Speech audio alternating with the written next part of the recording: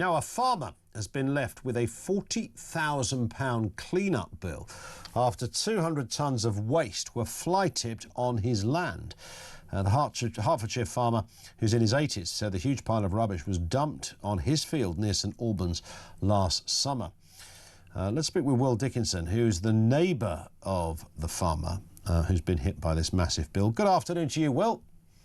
Good afternoon. I mean, this sounds like the sort of thing they make a film over, right? I mean, some horrendous character or characters drop a load of old, I can't say the word on air, but you know the one, a load of old nonsense into a field, and the person who owns the field gets the blame.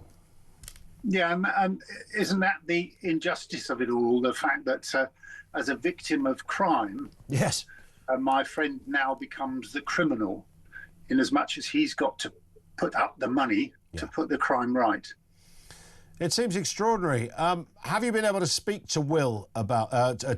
Will, have you been able to speak to your neighbour about this and gauge how he feels about this? What could be a fairly extensive price tag.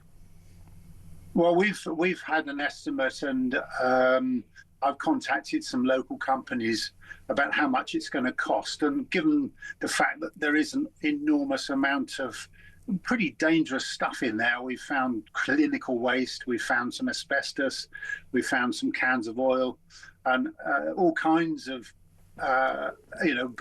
building waste and that sort of stuff. So it's going to cost him, we think, between £40,000 and £50,000 to clear it all up.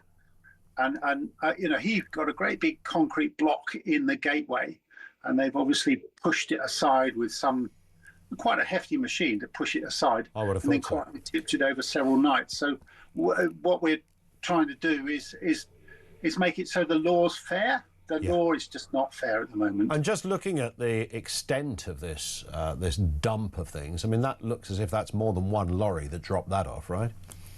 Well, we counted about 40 loads there of various different sizes, and we're pretty convinced that they came in over a period of a couple of 3 nights. Yeah.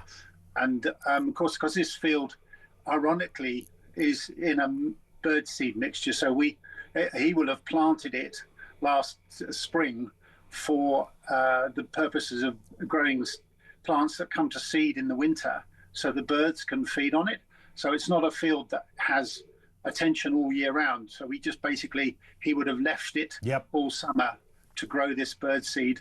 And now that's all been ruined. I was going to say, so, and it's sort of covered by trees, so they were able to do this. One would assume that a diligent criminal, because that is what they are, would have worked out all of that and thought, no one's going to see us. It'll be a few days before they clock what we've done, and by the time they do, we'll be long gone. So not only has he got a clean-up bill here, he's got the loss of the crop as well. It's a sad thing. It's a loss of the environment. It's apart from the fact that there's some dangerous stuff for the environment there anyway. It's a lose-lose for the environment.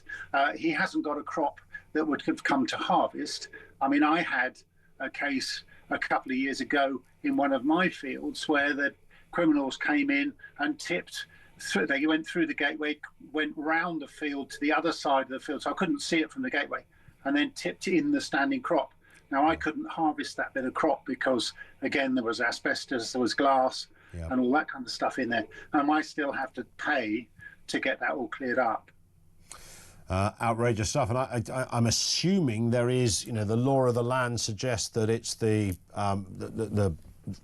landowner that has the legal responsibility to remove it. Do we know any way to circumnavigate that, Will? Does the local authority chip in? Is there a compromise? What's the deal there? As far as I know, I don't think there is any capacity within the law to be a compromise. And actually, technically, the farm controller, the land controller, the farmer, has the legal obligation to clear it all up.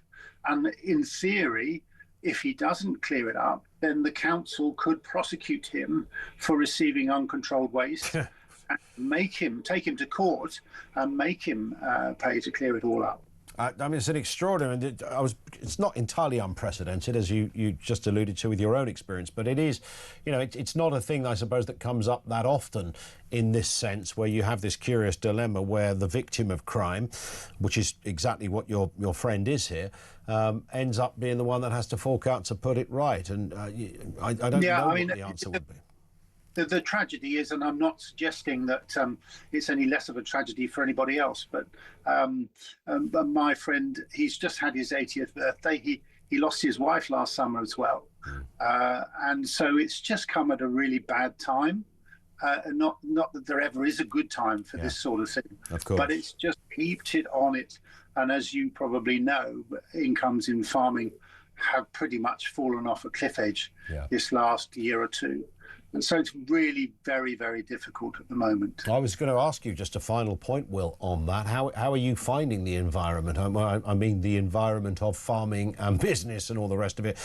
We have a government that doesn't seem particularly fond of farmers. You've said it exactly. We have a government that doesn't seem, by what they've done, to be particularly friendly towards farming. It would appear that food is no longer an important part of what government thinks they should provide. It's staggering, really, when you think of how many people use food banks that they don't consider food to be important. True. Yeah, that's a good point. Will, great to have you on, sir.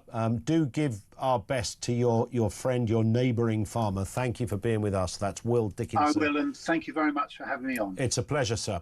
Will Dickinson, he's a farmer. He's the neighbour of the victim, and he is a victim because a load of horrendous creatures dumped tons of awful, possibly toxic waste and just fly-tipped. And now, of course, the farmer, because he owns the field, it's his responsibility to get rid of it. Now, if somebody throws litter in your garden, obviously it's your responsibility to get rid of it. It's litter, right? It's a Mars bar wrapper. It could be a couple of bottles of beer. We've all found the odd erroneous thing in our front garden that some half-wit has chucked over the wall or the fence or whatever. But this is on a different scale. And when you're talking about that much nonsense, private land, which is, potentially contains asbestos and other hazardous waste, as our guest there said, you could be looking at a bill between 40 and 60,000 quid. So that rather puts it in a sort of different place from somewhat. The principle of it's your responsibility works when someone's lobbing a Moretti bottle into your rose bush on a Friday evening. Tons of potentially hazardous waste. It's kind of in a different ballpark. You might think the local authority would have some kind of in on that, but apparently not.